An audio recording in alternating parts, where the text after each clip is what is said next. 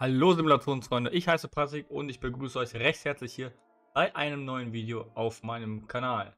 Ja, nun nach einer etwas längeren Zeit bringe ich mal wieder was raus und wie ihr seht, habe ich hier 3 Pakete von Winwing auf meinem Schreibtisch liegen und was es damit auf sich hat, das schauen wir uns direkt an. Ich würde sagen, wir gehen direkt ins Video, auf geht's.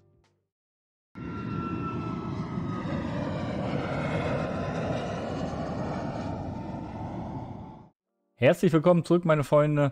Und ja, wie ihr natürlich sicherlich dem Titel entnehmen könnt, handelt es sich um diese beiden Pakete hier, um die Ephes-Einheiten von Winwing. Ich habe mir die bestellt, so wie viele andere wahrscheinlich auch.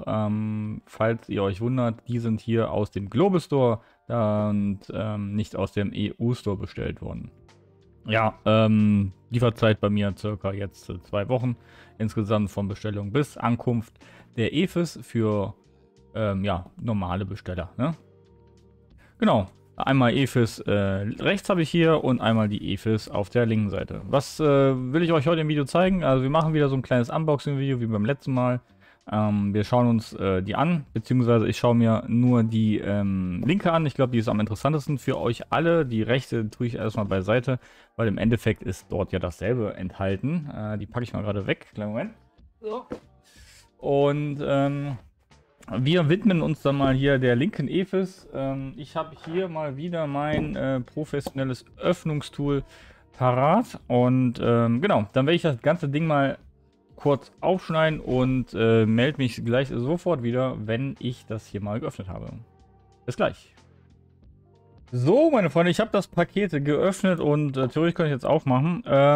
Was ich natürlich vergessen habe zu erwähnen, noch eingangs, und zwar wir machen nicht nur ein Unboxing-Video, ich werde das ganze Ding natürlich auch meine bestehende FCU anschließen. Hier, ich habe sie schon mal abgebaut, ne, für diejenigen, die auch eine besitzen. Die ist auch notwendig dafür tatsächlich, ne. Und ja, wie man das Ganze verbindet und wie das im SIM funktioniert. Also wir machen natürlich auch wieder einen SIM-Test, ne. Und genau, so sieht's aus, meine Freunde. So, ich mache das Ding mal auf. Ich habe das hier aufgeschnitten überall. Ist natürlich wieder super duper verpackt gewesen von Winwing. So.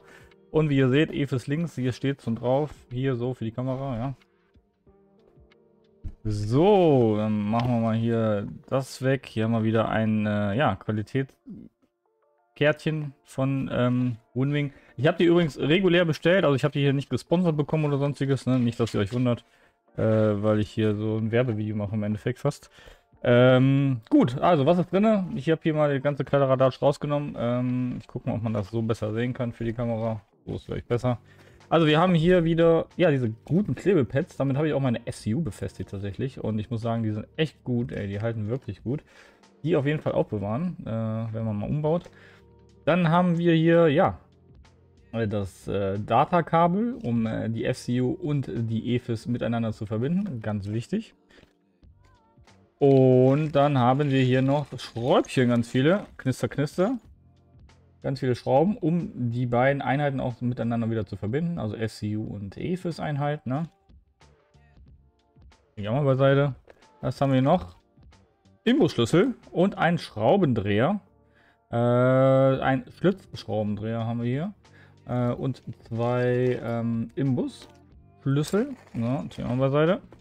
Jetzt muss ich mal selber gucken hier, sonst ist hier nichts. So, perfekt. Dann haben wir hier die Ephes Einheit. Und der Karton ist leer, den tun wir beiseite. So, ich gucke mir das Ganze mal an, ja. Interessant, interessant. Einmal links und einmal rechts wahrscheinlich, also links und rechts. Die Halterungen wieder, wenn man es ja, einzeln hinstellen möchte, sage ich jetzt mal, und nicht im Verbund. Aber wie man es installiert, das gucken wir uns gleich mal im Detail. Machen wir das mal zusammen. Ich lege die mal hier hin. Dann hole ich die Ephes mal hier aus der Verpackung. Hier ist auch wieder Verpackung. Ja, meine Freunde, die Ephes ist bereits ausgepackt. Das Video hat sich gerade aufgehangen. Mein Aufnahmeprogramm OBS ist gerade abgestürzt anscheinend. Und ja, da habe ich die Ephes schon ausgepackt, bis ich das gecheckt habe. Auf jeden Fall, hier ist die ausgepackte Ephes. Und der erste Eindruck, muss ich sagen, ist ja, super gut, ne? Genauso gut wie die FCU-Einheit. Und ich drehe mal hier. Ja, super hochwertig. Hört man das am Mikrofon so ein bisschen? Wieder dieses gute Plastik, sag ich mal. Hochwertige Knöpfe, genauso wie bei der FCU-Einheit gut zum Drehen. So, Kippschalter sind neu. Ja, die sind ein bisschen störrisch, sehe ich gerade. Oder ich bin zu dämlich, die zu benutzen. Ne, passt, super. Wie im echten Flieger tatsächlich. Und zwar müssen wir sie hochziehen und dann links oder rechts machen. Ja? Also hochziehen und dann kann man die auf links und rechts einstellen. Damit habe ich jetzt nicht gerechnet tatsächlich, dass die diesen Mechanismus hier eingebaut haben. Guck mal, dass man das hier auffangen kann in der Kamera. Und zwar hoch und dann links oder rechts kann man sie dann kippen im Endeffekt. Ja? Hochziehen und dann links, rechts.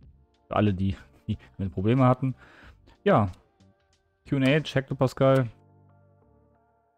Gleiche Mechanismus wie bei der FCU-Einheit. Wir gucken uns mal die Verbindungen hier hinten an. Ja, hier kommt das Datakabel rein. Passend zur FCU. Ich hole die mal gerade passend, ne? Die werden dann hier miteinander, ich mache es mal so, die werden dann hier miteinander verbunden. Das wird abgeschraubt, aber das gucken wir uns gleich mal zusammen an, die Installation. Damit ihr da auch so ein kleines, ja, im Endeffekt wie Tutorial habt, wie man das Ganze hier installiert. So, apropos FCU-Einheit. Ich habe ja hier meine FCU-Einheit von Winwing schon jetzt eine längere Zeit in Betrieb und ich muss sagen, ich habe keine Probleme. Ich hatte hier mal so ein kleines Problem, dass hier mir die Feder rausgesprungen ist. Also, dass das hier komplett abgegangen ist, aber das konnte man super leicht und einfach selber wieder reparieren. Falls ihr da Probleme haben solltet, könnt ihr euch auch gerne bei mir melden oder schreibt es einfach unten in die Kommentare rein, so unten, hier, unten in die Kommentare rein, ob ich dazu eventuell mal ein Tutorial-Video machen soll, falls ihr auch so ein Problem habt, wie man das hier wieder behebt. Was ich auf jeden Fall jetzt sagen wollte. Ich bin jetzt schon ein bisschen mit Winwing in Kontakt, auch hier per Mail und pipapo. Und diese SU-Einheit hier habe ich ja auch jetzt schon länger in Betrieb und muss sagen, ich bin super zufrieden. So. Und ich habe mir gedacht, ihr seid so eine geile Community, bei mittlerweile 1600 Abonnenten, wo ich niemals dran gedacht hätte, dass ich sowas überhaupt mal erreichen werde als Flysim-Kanal und Mini-YouTuber. Habe ich mir gedacht, ich verlose euch diese FCU, also nicht meine, ihr kriegt eine komplett neue, das ist, die ist ja schon benutzt. Ihr kriegt eine komplett neue FCU, gesponsert von Winwing. Fetter Dank geht raus an Winwing für diesen krassen Support auch. Und deshalb auch der dritte Karton, ich zeige ihn euch nochmal.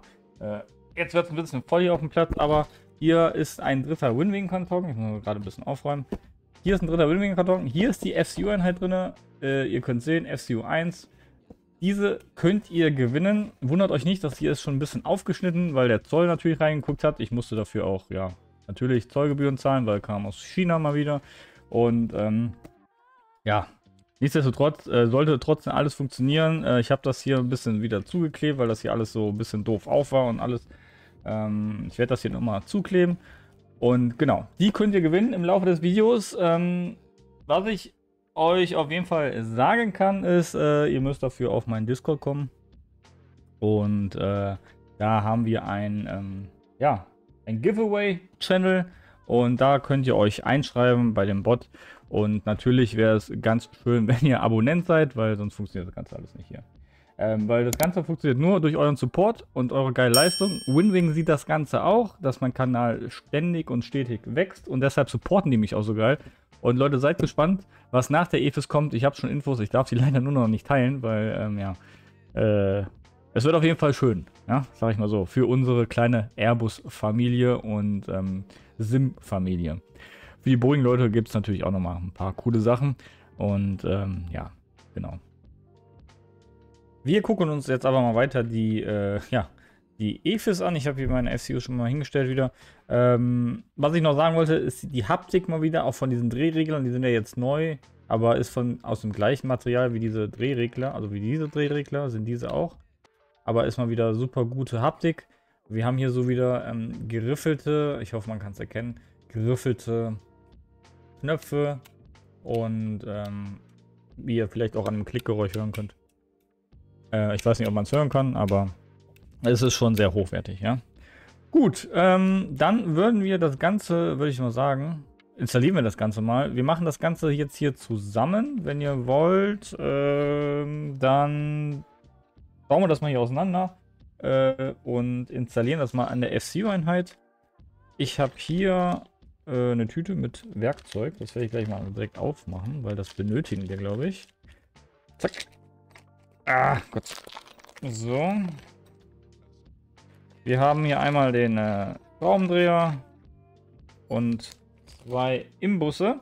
Dann werden wir hier erstmal die Halterung abmachen, weil die müssen wir dafür entfernen von der FCU. Sonst funktioniert das Ganze nicht. So, ich schraube die mal fix ab. So. Und dann können wir die auch installieren. Ja, Leute, um die FCU zu gewinnen, wie ich ja schon sagte, kommt auf meinen Discord, geht dort in den Giveaway-Channel. Reagiert auf den Bot, der drin ist, und dann wird das zufällig einer ausgelost. Durch den Bot, nach 14 Tagen stelle ich das ein, also innerhalb von 2 Wochen, haben wir dann einen Gewinner von der FCU-Einheit. Und ja, das geht als Dank an euch raus. Ich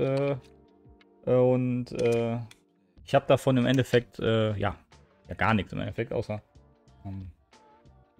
dass Winwing halt da so ein bisschen mich unterstützt. So, also, die FCU, ich habe das Ganze mal abgeschraubt. Hier ist die FCU-Einheit.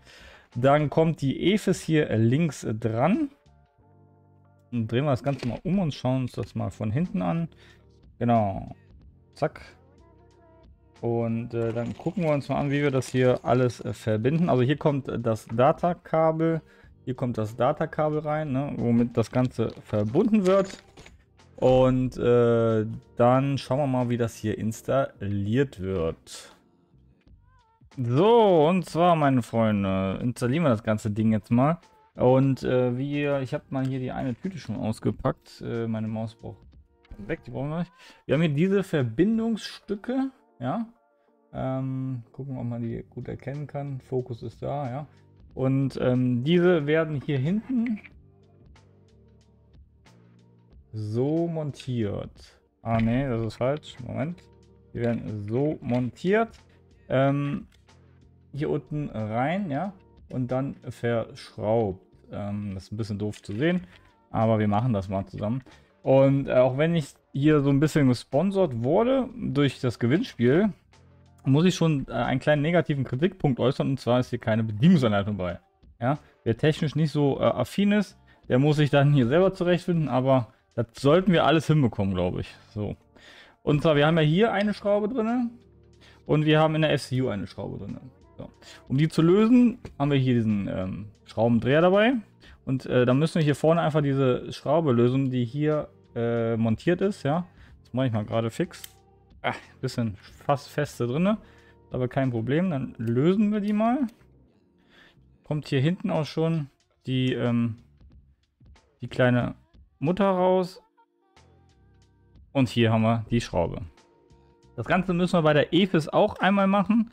Da löse ich das ganze Ding einmal. Ich weiß, mit der Kamera ist nicht so geil gerade. Tut mir auch leid, aber ja, ich habe ja nicht so viel Equipment, dass ich das hier adäquat aufzeichnen könnte. So. Beide Schrauben raus. Einmal EFIS, einmal FCU. Hier unten die Schraube, die ist irrelevant. Die brauchen wir... Ah ne, die können wir auch raus trennen. Genau, weil wir haben 2 Verbindungen. Das heißt, wir können die oben und unten befestigen. Das heißt, bei der EFIS machen wir die unten auch einmal noch raus, die Schraube. So. Zack. Und zack. Da sind sie. So, dann haben wir hier die offenen Löcher im Endeffekt. Dann kommt jetzt hier unser Verbindungsstück. Das wird mit dieser Nase nach unten eingesetzt, sodass die beiden Einheiten da so einen kleinen Puffer haben. Das Ganze wird mit der zweiten auch gemacht. Unten. Aber dann noch oben eingesetzt. Ich zeige es euch. So. So. Machen wir zuerst unten feste. Und dann wird die Schraube einfach wieder. Ich guck mal gerade. Wir haben dann hier noch. Guck mal, wir haben da Schrauben bei gehabt. Genau, wir haben so längere. Das waren die, die in der EFIS drinne waren. Ja. und ein FCU und das sind die, die in der Verpackung drin waren. Hier. Und wir benutzen die aus der Verpackung und nicht die aus der EFIS-Einheit. In der kleinen Tüte hier, die wir da bei der EFIS-Lieferung dabei hatten, sind auch Muttern drin. Guck mal gerade. Die passen nicht. Ja. Die Muttern benutzen wir dann nicht. So. Im Endeffekt kommen dann die längeren Muttern wieder in die Einheiten rein. So, einmal hier. Dann drehen wir das Ganze mal um.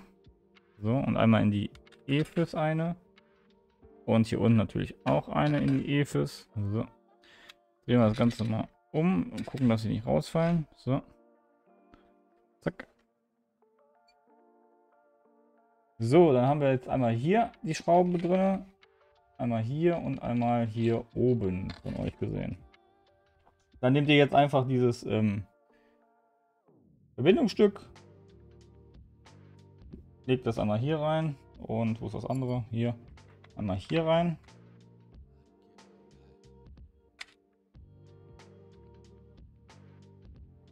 So. Ja, genau, meine Freunde. Ich habe mal hier einen kurzen Cut gemacht, weil ich gesehen habe, dass das so nicht funktioniert. Deswegen machen wir das Ganze aus dieser Perspektive. Ich glaube, das ist für euch auch besser.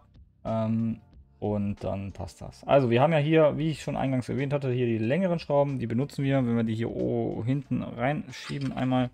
Dann gucken die hier auch ein ganzes gutes Stück raus. Ja, das brauchen wir. Das machen wir dann einmal mit der FCU und EFIS. Dann ballern wir dann die Schrauben einmal rein. Dann kommt hier das Verbindungsstück hier drauf. Mit der Nase Richtung zwischen diesen beiden Einheiten. Dann ist das Ganze hier so drinne. Und dann können wir wieder die beiden Nuts hier draufschreiben. Draufschrauben meine ich. So. Dafür ist eigentlich übrigens kein Tool da, ja. Das müsste man dann mit dem Schraubendreher eventuell probieren. Gucken mal, ob ich das mit meiner... Ob ich das hier so hinbekomme. Genau. Mit dem Schraubendreher einfach von der anderen Seite festziehen. Und dann passt das auch. Das gleiche machen wir unten. Da brauchen wir nur eine lange Schraube. Gucken, ob ich das so zeigen kann. Das ist natürlich jetzt wieder rausgefallen. Ja, hier brauchen wir nur eine Schraube. Dann machen wir das hier so rein. Diesmal andersrum. Und die dritte lange Schraube kommt dann von der anderen Seite. Gucken, ob wir dabei haben. So. Dann nehmt ihr einfach eine Schraube von der FCU-Einheit. Die passt da ganz gut rein, sehe ich gerade. Dann müsst ihr die so festschrauben, weil wir da ein Gewinde drin haben auf der Seite. Und von der anderen Seite kommt die Nut drauf. So. Zack, zack. Schraube ich das hier gerade fest. Und dann sollte das Ganze auch installiert sein. Ich glaube, das noch von der Seite fest.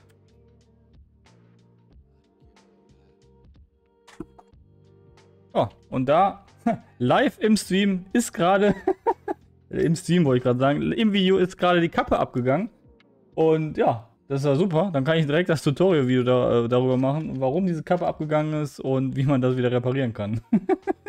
Super, meine Freunde. Jetzt muss ich nur gerade suchen, wo die Kappe ist. Ich komme sofort wieder. Ja, Kappe nicht gefunden.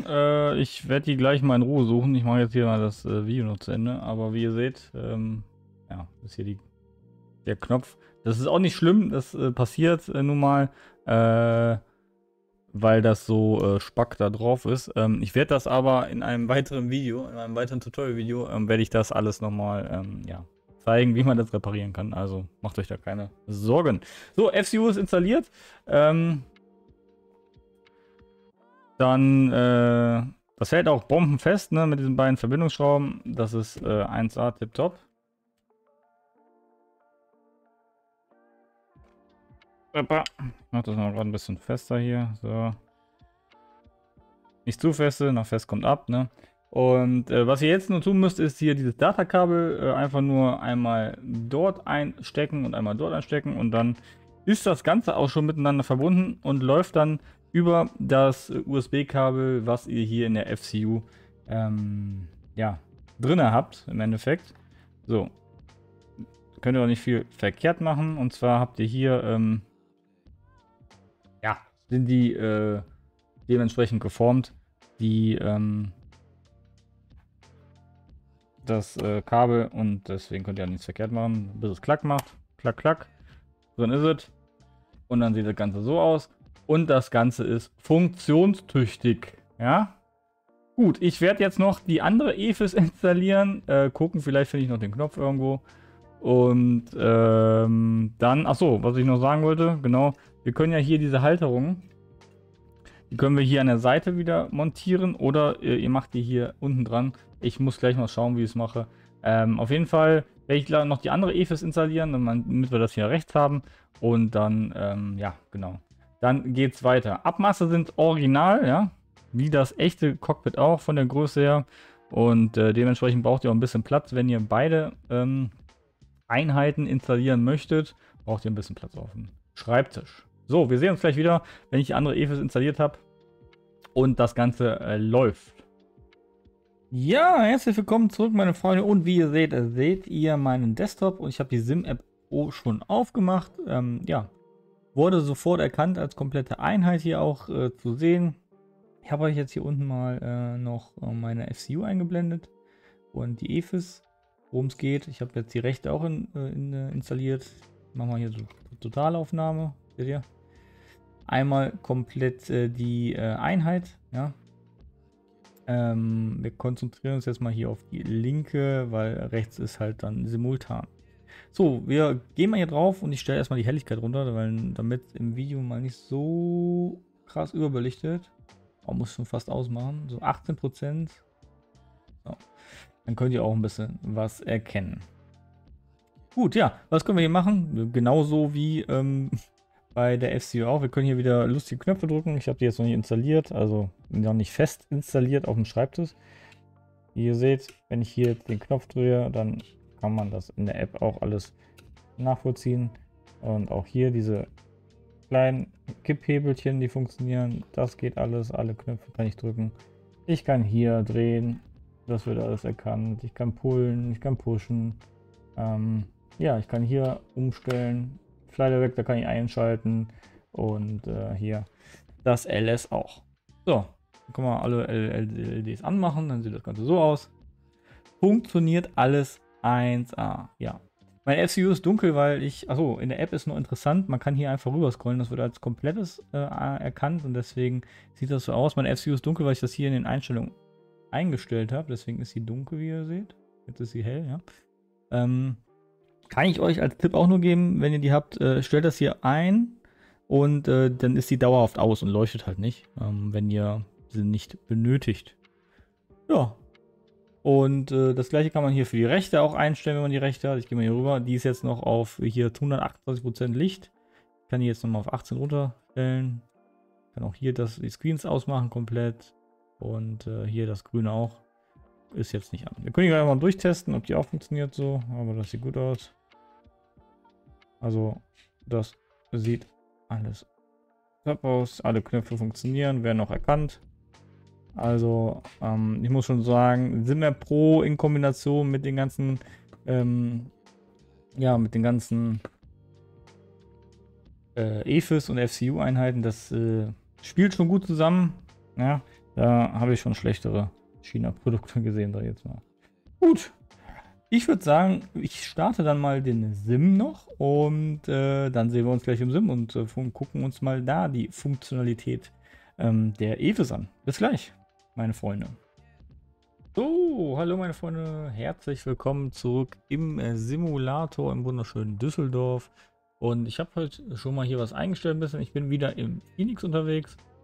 Und als allererstes stelle ich mal, oder gucken wir mal, ob sich das Licht einstellen lässt hier im Sim.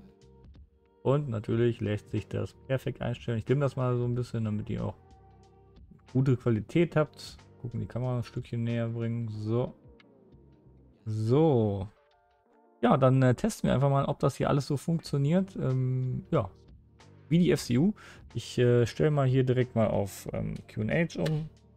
Ja. Ja, tipptopp. Guckt euch das an, Leute. Man kann den hier 1A verstellen. Das ist doch super. Das war die Gelli, die gerade gebimmelt hat. Ansonsten, was haben wir noch? Wir haben natürlich, ich zoome mal noch ein bisschen ran, so. Wir können hier umstellen auf NAV Plan, das funktioniert auch alles. Und auch ohne Verzögerung im Simulator. Das funktioniert, das funktioniert, das funktioniert auch. Dann gehen wir mal hier auf das. Und dann mal die AirPods, das ist gut. Und zoomen wir mal raus. Das geht auch. Super. Dann VUR klappt auch. ADF klappt auch. Und auch auf dem zweiten, das klappt auch. Und für die Leute, die sich fragen, da hinten, das ist genau gleich. Ich stelle das mal gerade um, ob ihr das seht. Hier hinten funktioniert auch wunderbar auf der rechten, für die, die es interessiert. Ne? Man kann hier alles doppelt steuern im Endeffekt. Das klappt auch wunderbar. Ja, meine Freunde, ich glaube, in die Luft brauchen wir nicht zu gehen. Ich glaube, das soll es gewesen sein für diesen Test, diesen Sim-Test. Also es funktioniert 1A. Ich mache noch ein Video darüber, wie schon eingangs erwähnt, hier mit dem Knopf, der hier abgefallen ist, wie man das repariert. Und ansonsten, denkt an das Gewinnspiel, kommt auf meinen Discord. Ja, seid Abonnent, das wäre ganz cool. Ich würde mich natürlich wieder über einen Daumen in nördliche Richtung freuen.